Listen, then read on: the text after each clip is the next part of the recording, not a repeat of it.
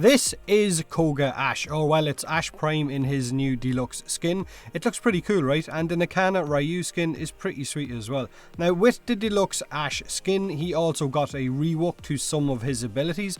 The dreaded rework that has been spoken about for months now. The rework that had so many Ash mains wondering if their favourite frame was about to be broken down into a much weaker version. Call them Ash holes if you want, but we could all agree that old Bladestorm was incredibly powerful and made Ash probably the last real press 4 to win frame that we had in game. But how is his Bladestorm now? How is his rework? Was it a buff in fact, or was it a nerf, or what?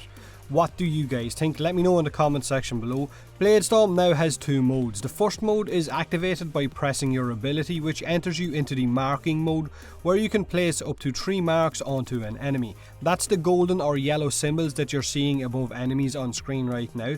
During this marking mode or phase, you will see this cool smoke effect resonating from your Ash, and you're free to run around and shoot and do all of the normal things you do while in this mode. Press his ability a second time and Ash will trigger Bladestorm, and you will jump into the familiar camera switching annoying Bladestorm animation and proceed to take out all of these marked targets. Each mark you place above an enemy will cost you 15 energy when visible and 10 energy when stealthed, which streamline and of course fleeting expertise will reduce this cost. If a marked enemy gets killed by a teammate, which you can expect to happen a lot now in a squad, your energy cost will be refunded to you. Because Bladestorm affected enemies can finally be shot by teammates, they can be killed by your teammates. It was really annoying with the old Bladestorm not being able to damage those red marked enemies. It was part of the reason that Ash holes got some hate. Now the damage of Bladestorm seems to be the same as it was before the changes. He doesn't seem to be nerfed, so he is still as powerful as he was before the rework. It's just, I guess, a bit more change to mobility, because now you have to move around a little bit more. Whether you like the new marking system or not, I guess, is entirely up to you. I personally like it, but I don't play Ash a whole lot. He's not my main Warframe. That of course is Chroma.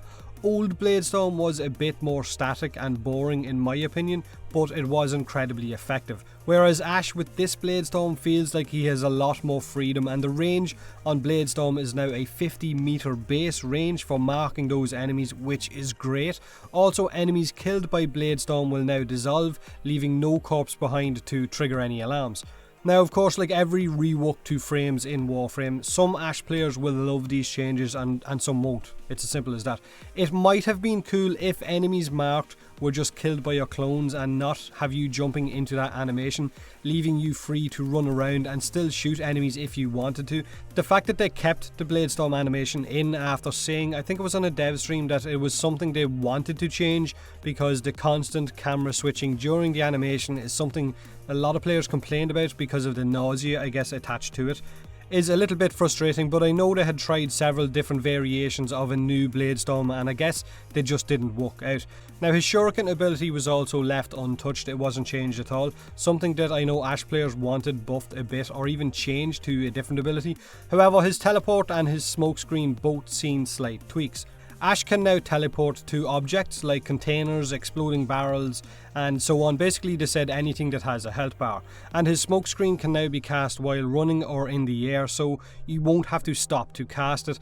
The smokescreen change is really nice. It adds to his free moving playstyle now, which I really like. And the majority of the community seems to really like these changes to the smokescreen as well. Now this is my current Ash build. It is a 2-former setup, and like I said earlier, I don't play Ash a whole lot, so I'm sure I could probably tweak some of these mods and switch something in or out, but I probably won't because I'm a lazy fecker.